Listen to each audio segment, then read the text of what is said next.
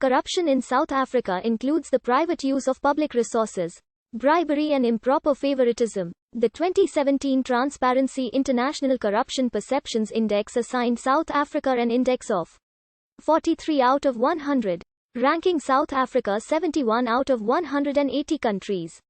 This ranking represents a downward trajectory with a drop of 2 points from 45. Countries with scores below 50 are believed to have serious corruption problems. South Africa has a robust anti-corruption framework. However, laws are inadequately enforced and accountability in public sectors such as healthcare remain below par. In addition, internal sanctions have been employed to discourage whistleblowers from reporting corrupt activities in both the public and private sectors. A scandal involving the Gupta family and former South African President Jacob Zuma pushed Zuma out of office as a long list. Corruption complaints against the former president resurfaced. Complaints against Zuma range from the former leader's lavish spending of state funds to delegating contracts based on nepotism and businesses with familial connections or close ties benefiting through their association with him. The Zondo Commission was later created to investigate Zuma and his associates for corruption. On November 11, 2020, it was revealed that an historic anti-corruption blitz which occurred within recent weeks resulted in over 100 South African political, education, health, police and business officials were arrested on corruption charges. In 2013, the Afrobarometer report showed a substantial increase in the public's perception of corruption. Since 2008, while 56% of all people on the African continent believe that their country could be doing more to curb corruption, 66% of South Africans believe that the government could be taking more steps to restrict corrupt activity.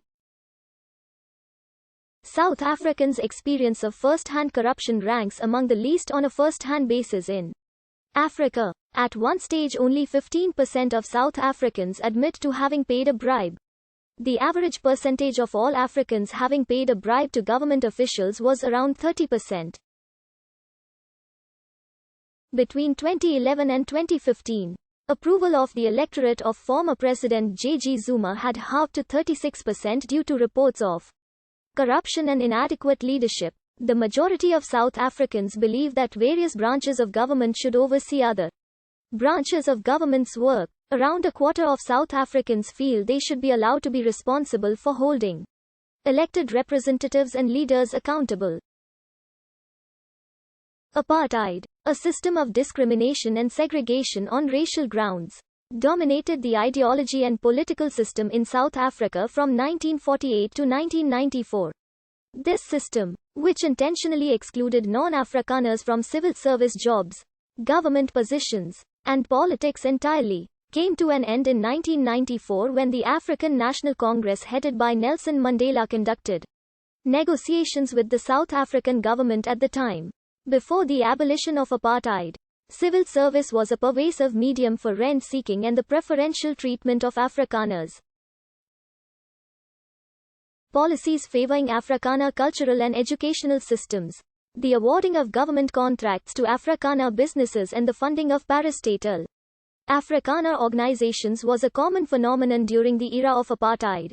The building of rural homeland states in the 1980s created ideal projects for rent-seeking with many homeland leaders presiding over massive networks of patronage. Around the same time, the ANC was receiving funds from foreign donors in order to build up stronger opposition parties to protest against South Africa's National Party and apartheid. These leaders were given large sums of money without formal bookkeeping. Even though there is no evidence of corruption or rent-seeking, the informal habits and the notion of ANC leaders were above being held accountable remained with the party which rose to power after the transition. The ANC's tradition of loyalty to the organization was shaped in the apartheid era, with clear implications in modern-day ANC politics. In the years leading up to the inevitable transition of power, corruption was rampant in most government departments, intelligence agencies, the police and the military. There is much ongoing debate regarding the origins of corruption and the definition of corruption. In South Africa, the inherited bureaucracy and political culture which originated in the apartheid era has rendered corruption issues hard to trace and tackle. The creation of a new economic elite of UNC members or associates following 1994 created an environment where corruption has flourished under the new regime.